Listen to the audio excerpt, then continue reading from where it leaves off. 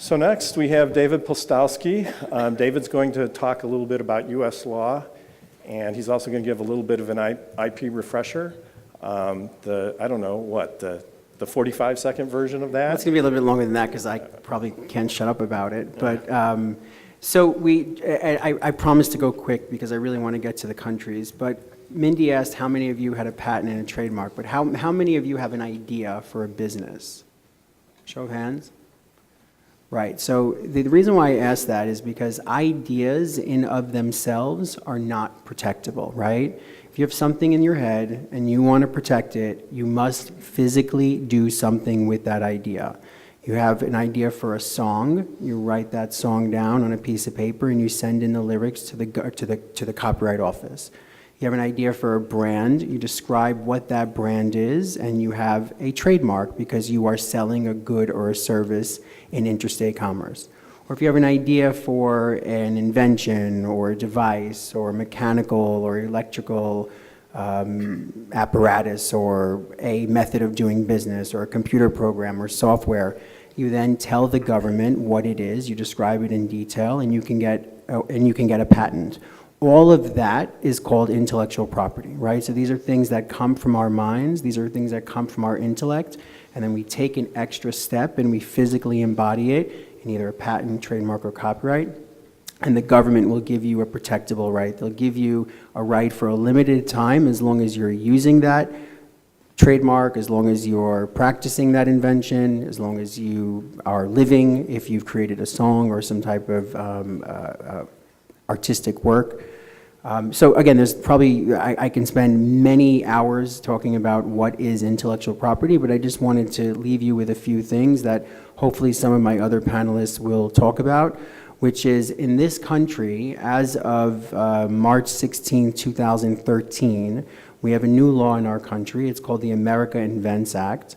And it basically says that if you have an idea for something, if you have an idea for a patent, then you need to race to the office, you need to race to the patent office because your rights will only begin if you as the inventor file a patent application. It used to be that if you invented something a long time ago, if you invented something and you can prove what your date of invention was, you were able to say to the patent office, well, I didn't file my application yet, but I can prove that I invented it first, so some rights would be secured in you. That's not how it is anymore. Now we live in a system like every other country in the world, like every other country up here, we are a first inventor to file system. You must take that idea, you must be the inventor, and you must file a patent application. So I bring this up because Jason actually, and I wasn't going to talk about it, but Jason mentioned the pitch competition. So we're going to have a bunch of students here in a few weeks talking about their ideas and pitching their ideas. And likely some of them will not have their applications on file. So what does that mean for them exactly? So are they going to be, are they going to be in trouble? Are they going to have rights to secure? So along with this new law that came out in 2013, the act said that if you make a public disclosure, let's say at a pitch competition, then you have a 1-year grace period to follow that public disclosure up with an actual patent application. So I say that, so I want you at least to go home with that in our country, you must actually file an application to get rights, you must actually be the inventor, and that if you make a public disclosure, you have 1 year to follow that up. So I don't know, maybe the panelists can touch on this. The actual public disclosure may or may not affect you in a particular country, and we can talk about that. Some other countries have different rules. But for the most part, for at least our audience and for the entrepreneurial community and for the startup community and for those who are looking for funding and those who are making pitches and those who are starting their websites without having their patents on file, which is sometimes the reality, I want you to know that you could be inadvertently making a public disclosure and that you might be under a finite period of time. Last thing I want to say is about trademarks.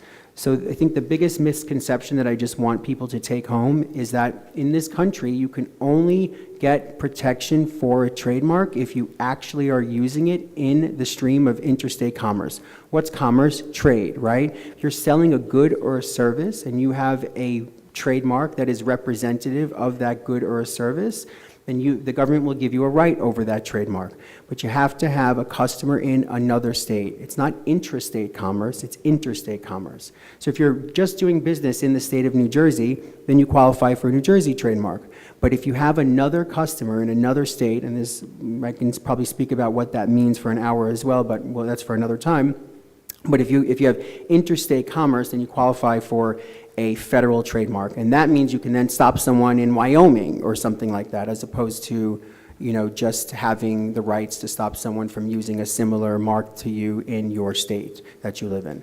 So just a few take-homes, just a little bit about IP 101, and I think I'm going to end there because I can truly go on forever, but thanks. I think you nailed it, David. So.